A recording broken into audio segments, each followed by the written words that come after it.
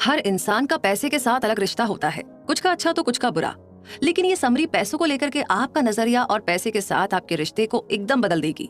ये समरी आपको सिखाएगी कि पैसे की टेंशन लेना छोड़ दीजिए और आज से अपनी लाइफ को प्रायोरिटी देना स्टार्ट कर दो। ये आपको री इवेल्युएट करना सिखाएगी और इस सवाल का जवाब ढूंढने में हेल्प करेगी जो अक्सर लोग पूछते हैं, क्या आपको पैसा ज्यादा प्यारा है या अपनी जिंदगी। तो चलिए ढूंढते हैं सवाल का जवाब और शुरू करते हैं आज की ऑडियो बुक समरी को, जिसे बनाया है गीगल ने, ग्रेट आइडियाज ग्रेट लाइफ ने, जहां पर समरीज को आप पढ़ सकते हैं, सुन सकते हैं, देख सकते हैं, शेयर भी कर सकते हैं। नमस्कार दोस्तों, मैं हूं रूबी पारिक और आइए जानते हैं समरी ऑफ योर मनी और योर लाइफ, जिसे लिखा है विक्की रॉबिन ने।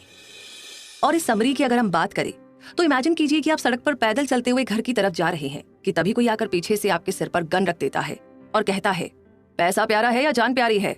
अब ऐसे में आप क्या करेंगे? जाहिर सी बात है, आप फौरन अपना वॉलेट निकालकर चोर के हाथ में दे देंगे, क्योंकि जान बची रही तो भाई पैसा फिर से कमा लेंगे, है ना? लेकिन क्या यही सच है?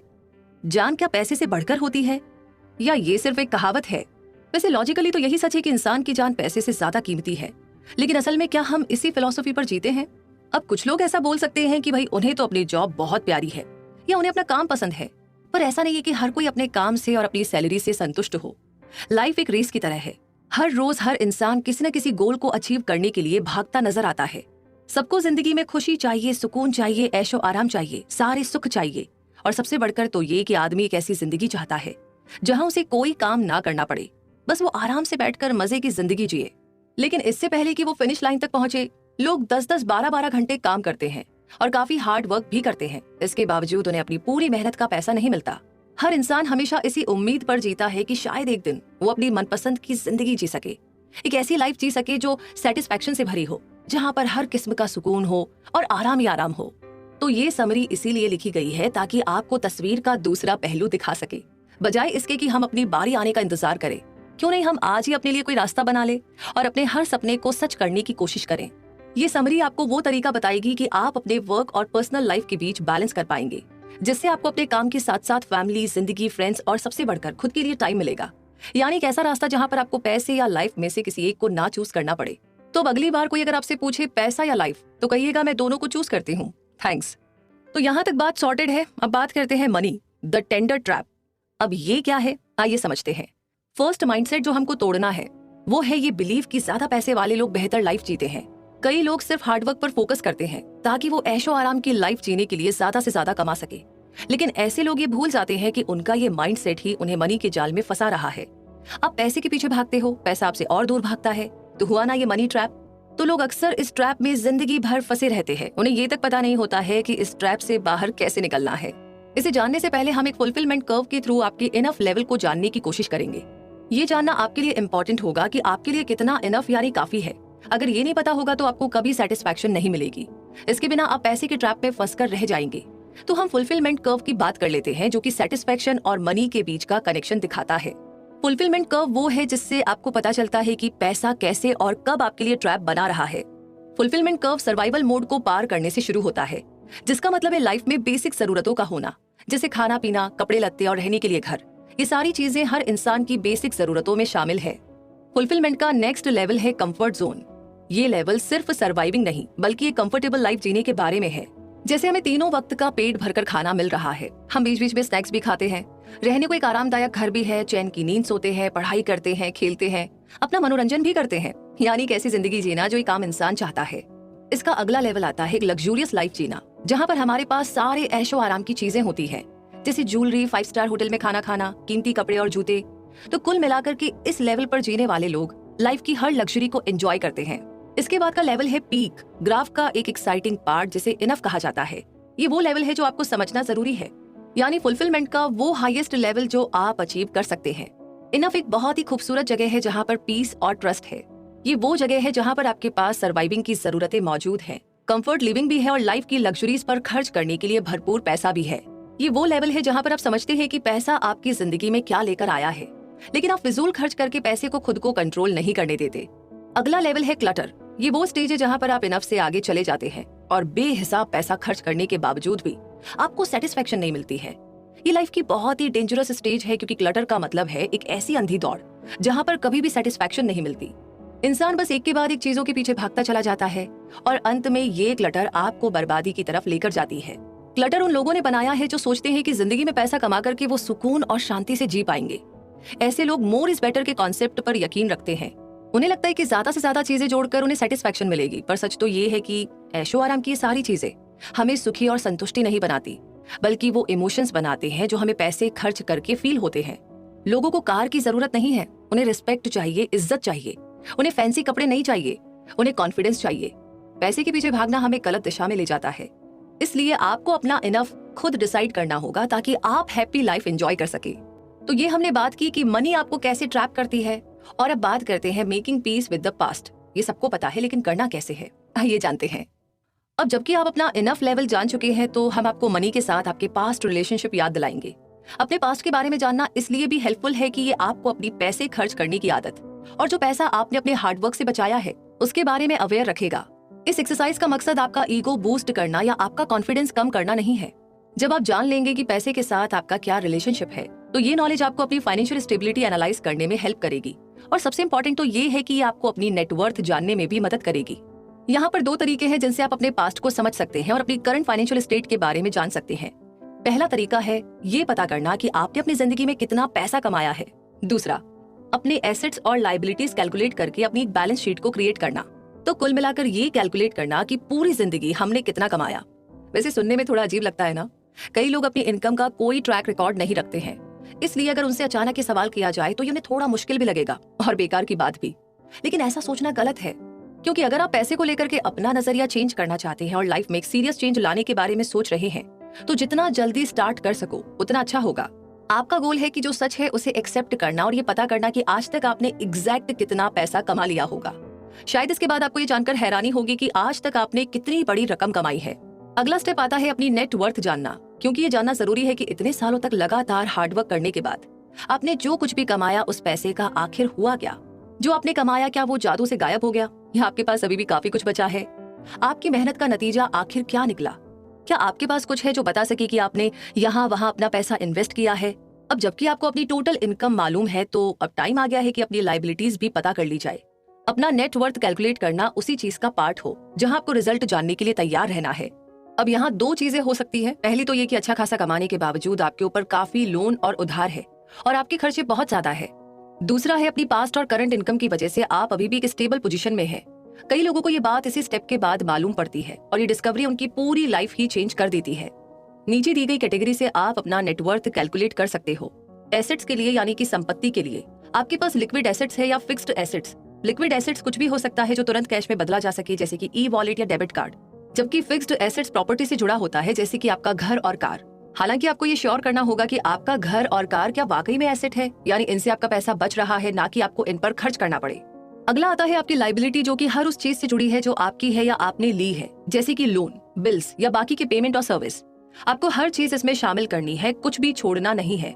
नेटवर्थ को पता करने के लिए सिंपली अपने सारे एसेट्स को जोड़ दीजिए और लायबिलिटीज को घटा दीजिए। जो भी अमाउंट बचता है वो आपकी नेटवर्थ है, जो कि आप सालों के हार्डवर्क के बाद शो कर सकते हैं। जैसे कि एक बार एक औरत जिसका तलाक हो गया था, उसने एक सेमिनार अटेंड किया जहां पर इसी स्टेप पर बात हो रही थी। अपनी पूरी लाइफ वो खुद को एक नाकामयाब औरत समझती रही, जिसे लगता था कि उसका अपनी मैरिड लाइफ में कभी भी कोई फाइनेंशियल कंट्रीब्यूशन नहीं रहा और शायद इसीलिए उसे सेटलमेंट मनी लेने में भी शर्म महसूस हो रही थी।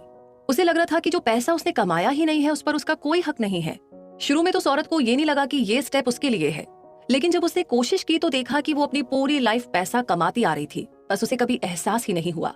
अपने सारे रिकॉर्ड देखने के बाद उसे पता चला कि उसने छोटी मोटी जॉब करके $50,000 से भी ज्यादा कमाया था जब वो मैरिड लाइफ में थी। बस फिर क्या था, जैसे ही उसने इस फैक्ट के बारे में जाना, उसके अंदर इतना कॉन्फिडेंस आ गया कि उसने फिर से जॉब के लिए अप्लाई किया और उसे डबल सैलरी पर एक बढ़िया जॉब भी मिल गई थी। तो ये कहानी उन सबके लिए एक मोटिवेशन है जो इस स्टेप से डरते हैं। इसलिए ऐसे ही हवा में गैस मत कीजिए कि आपकी नेटवर्थ नेगेटिव होगी। ये रिजल्ट आपकी जिंदगी में किसी न किसी तरीके से कोई ना कोई चेंज तो जरूर लाएंगे। अगर आपको पता लगे कि आपके ऊपर काफी उधार चल रहा है तो ये चीज आपको और ज्यादा मेहनत करने के लिए मोटिवेट करेगी। लेकिन अगर आप खुद को फाइनेंशियली स्टेबल पाते हो तो अब आप रिलैक्स हो सकते हो। अब आपको फालतू में टेंशन लेना छोड़ देना चाहिए। जो चीजें आपके कंट्रोल में नहीं है उन्हें लेकर के स्ट्रेस्ड फील करने की जरूरत नहीं है। 1000 मील चलने के लिए भी पहले एक कदम उठाना पड़ता है, इसीलिए हम वहीं पर खड़े नहीं रहते बल्कि आगे बढ़ते हैं। तो शुरुआत आज से ही कर दो और एक स्टेप के बाद स्टेप लेते रहो। लगातार आगे बढ़कर ही आप अपनी मनपसंद लाइफ जीने का सपना पूरा कर सकते हो। और इसी के साथ हम भी आगे बढ़ते हैं इस जर्नी में और बात करते हैं वैल्यूइंग योर लाइफ एनर्जी। काम क्या है, व्हाट इज वर्क? तो इस सवाल का लोग टिपिकल यही जवाब देते हैं, भाई हम काम इसलिए करते हैं ताकि पैसे कमा सके और अपने खर्चे पूरे कर सके। तो रॉबर्ट थियोबाल्ड जो कि एक इकोनॉमिस्ट है, उनका तो ये कहना है कि काम एक ऐसी चीज है जो लोग मन मारकर मजबूरी में पैसे कमाने के लिए करते हैं। जबकि फेमस पोएट खलील जिब्रान का मानना था कि काम प्यार की तरह है जो करने वाले को धीरे धीरे मारता है। अब पैसे को लेकर के आपकी डेफिनेशन रॉबर्ट या खलील जिब्रान की तरह हो सकती है, लेकिन ये एक सवाल जरूर से हमारे सामने खड़ा करता है कि क्या काम एक स्ट्रगल है या सक्सेस। तो ये चैप्टर काम को लेकर के आपके आइडिया को रीडिफाइन करेगा। इसमें काम को लेकर के जो हमारी गलत फहमियां हैं उन्हें डिस्कस किया जाएगा और लाइफ एनर्जी की इंपॉर्टेंस के बारे में भी बताया जाएगा।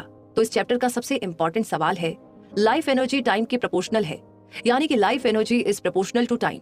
यानी अगर आपका ज्यादातर टाइम काम में गुजरता है तो आपकी सारी लाइफ एनर्जी काम पर फोकस्ड है।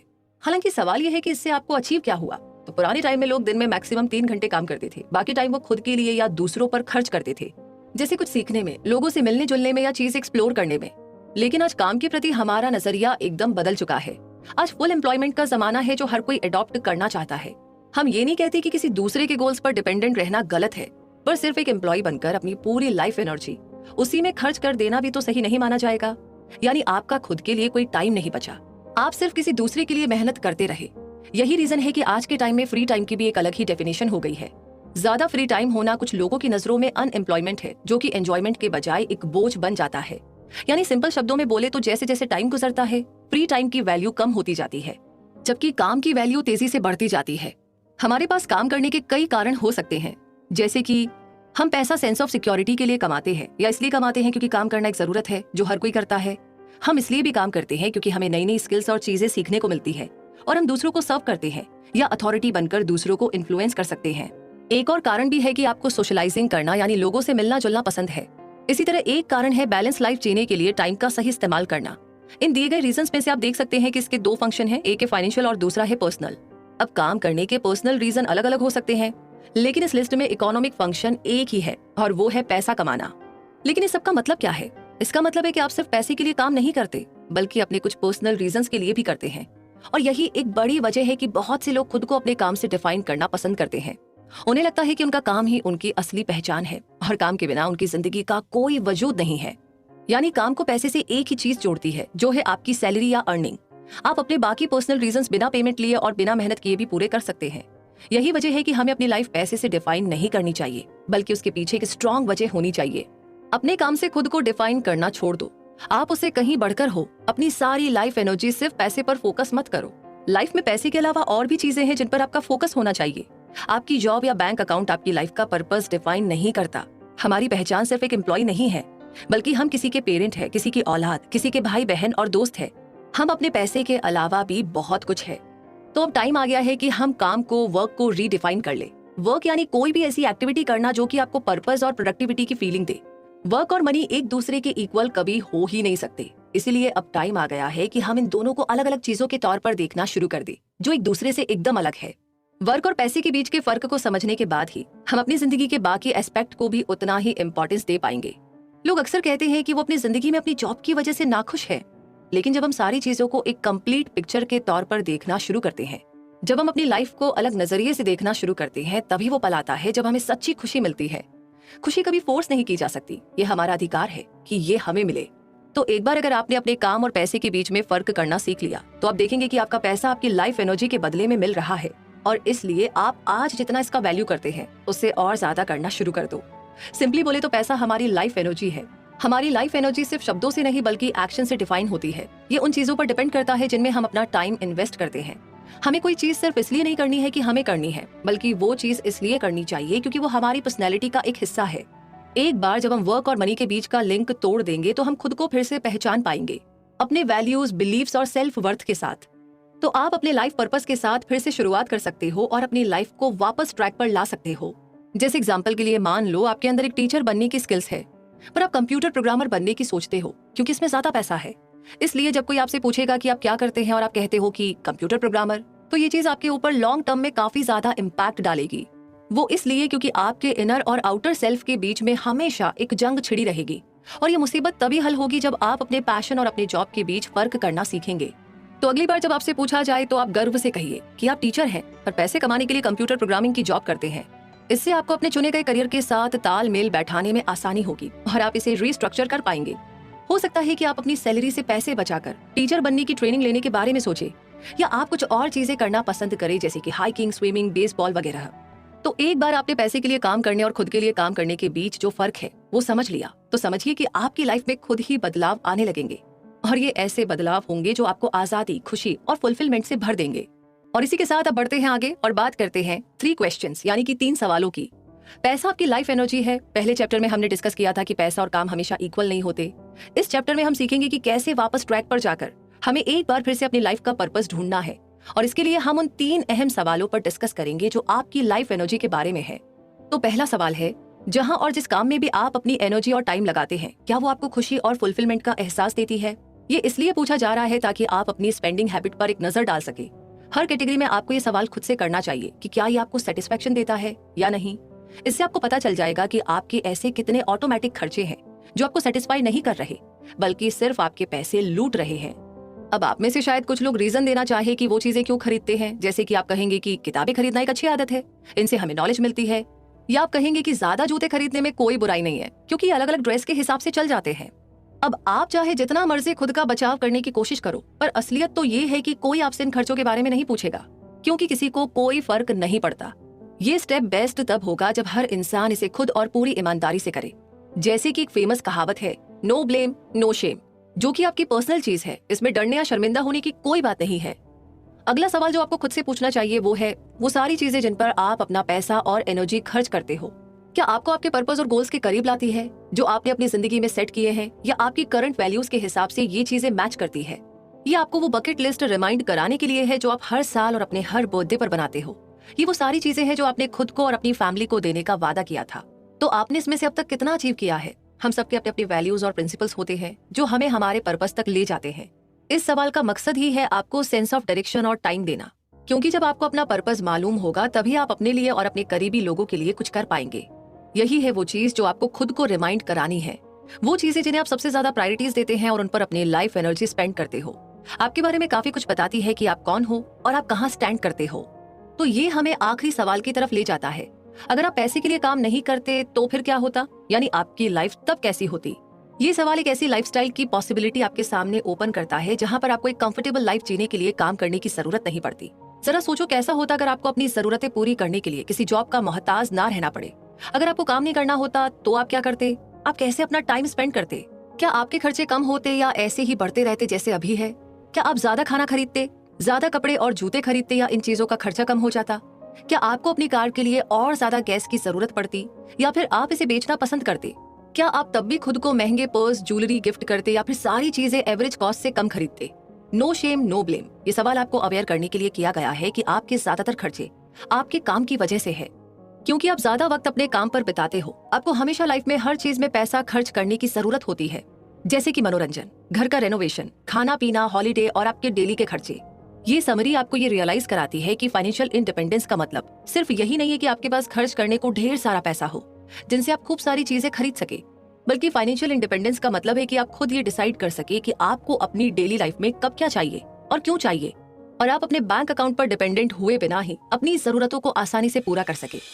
और इन्हीं सारी बातों के साथ हम पहुंच गए हैं इस समरी के कंक्लूजन तक, यानी कि इस समरी से मोटा मोटी हमने क्या सीखा और हमें किन चीजों पर काम करना है। तो मुद्दा मामला ये है कि इस समरी ने आपको ऐसे तरीके सिखाए हैं कि आप अपनी लाइफ के हर फील्ड को बैलेंस कर सकते हैं। आपको जिंदगी और पैसे में से किसी एक को चूज करने की जरूरत नहीं पड़ेगी, आप दोनों को एंजॉय कर सकते हैं। सबसे पहली चीज जो आपने सीखी वो ये है कि आपको अपना इनफ जानना है। ये वो जगह है जहां पर आपकी जरूरतें और आपके सपने पूरे होते हैं। ये एक स्ट्रेटेजी है जो आपको फालतू के खर्च करने से रोकती है। दूसरी चीज आपने सीखी कि अपनी नेटवर्थ जानना हम सबके लिए इंपॉर्टेंट है। जब आप अपनी करंट फाइनेंशियल सिचुएशन से अच्छी तरह वाकिफ होंगे तभी तो आप वो सारे जरूरी बदलाव अपनी जिंदगी में ला सकोगे जो आपको अपनी चॉइस की लाइफ जीने में हेल्प करेगी। तीसरी चीज आपने सीखी कि आपका पैसा आपकी लाइफ एनर्जी है, इसीलिए इसे सोच समझकर खर्च करें।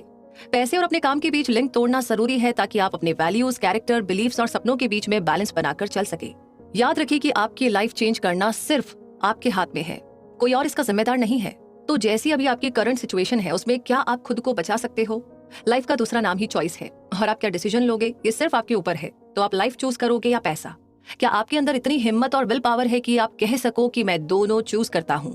तो कुल मिलाकर के इस समरी ने आपको सिखाया है कि लाइफ में बैलेंस कैसे रखना है। जरूरी नहीं है कि कुछ पाने के लिए कुछ खोया ही जाए। खुश रहने के लिए दर्द सहना जरूरी तो नहीं है ना। खुद को पाने के लिए आपको कांटों पर चलने की भी जरूरत नहीं है। आप चाहे तो सब कुछ कर सकते हो, जो चाहे वो बन सकते हो, कोई आपको रोक नहीं सकता। इसीलिए आज और अभी से चूज करना बंद करो और जीना शुरू करो। ये पूरी कायनात आपके साथ खड़ी है ना? करके देखिए। तो इसी के साथ ये समरी यहीं पर कंप्लीट होती है।